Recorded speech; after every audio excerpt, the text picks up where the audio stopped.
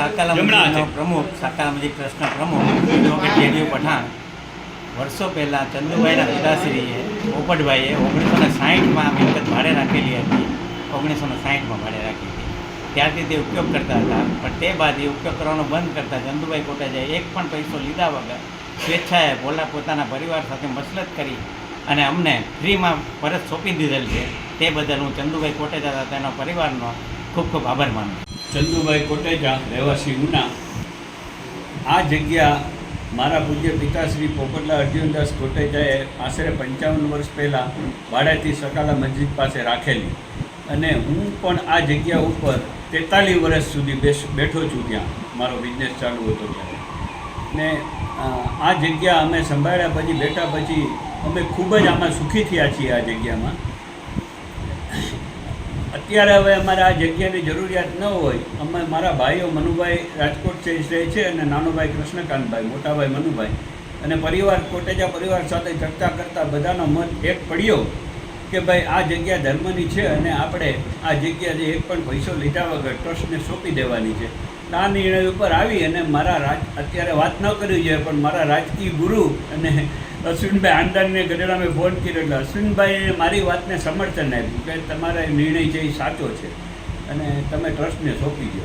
એટલે આ જગ્યા અમે આજે ટ્રસ્ટને અર્પણ કરીએ છીએ. હવે પછી આ જગ્યા ઉપર અમારો કોઈ હક અધિકાર રહેતો નથી. મેં જ્યાં જ્યાં લખીને દેવું પડે ત્યાં લખીને આપી દીધું છે. અને આપ બધા આવ્યા છો, મને માન સન્માન આપ્યું, એ બદલ હું તમારા બધાનો ખૂબ ખૂબ આભારી છું.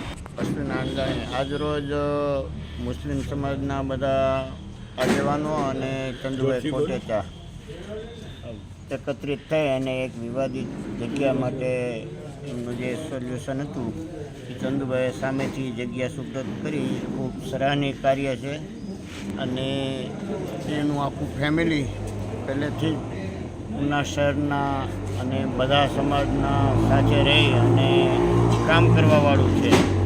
એટલે અમે બધાએ એમને એવું કીધું કે સારું કાર્ય છે, કે તો તમે હાજર રહેજો. એટલે અમે આજે આ ફંક્શનમાં પણ હાજર રહ્યા છીએ.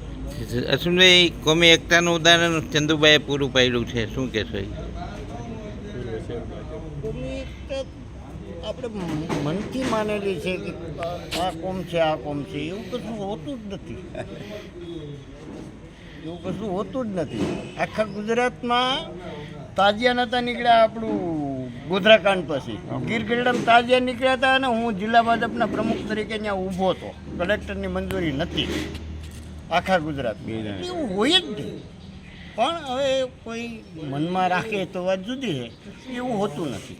ભૂતપૂર્વ મુખ્ય પુરવઠા અધિકારી ગીર સોમનાથ, મુખ્ય પુરવઠા ઇન્સ્પેક્ટર ગીર સોમનાથ ચંદુભાઈને મારે લગભગ 25 વર્ષથી છે. અને અશ્વિનભાઈ તો અમારા વડીલ છે, જિલ્લા ભાજપના પ્રમુખ છે, ઘણા હોદ્દા ભોગવ્યા છે. ચંદુભાઈ પણ શહેર ભાજપ પ્રમુખ. પણ જ્યારે આ વસ્તુની આજે ચંદુભાઈ જ્યારે મુસ્લિમ સમાજની લાગણીને એક ચાર લગાવે એવું કામ કર્યું અને મુસ્લિમ સમાજની જે મસ્જિદ ટ્રસ્ટની મિલકત હતી એ ₹1 ટોકન પણ લીધા વિના 60 વર્ષ ભાડાની જગ્યા એમને ચાવી સુપ્રત કરી દીધી છે. આ માટે હું ચંદુભાઈને, અશ્વિનભાઈને અને કોટેચા પરિવારને ખૂબ ખૂબ અભિનંદન આપું છું. અને સાથે સાથે આપણા સમાજને વિનંતી કરીશ કે આ જગ્યાએ આપણા મસ્જિદ ટ્રસ્ટની છે એની સારી રીતે દેખરેખ થાય અને સદુપયોગ થાય એવું કાર્ય કરો, એ મારી વિનંતી.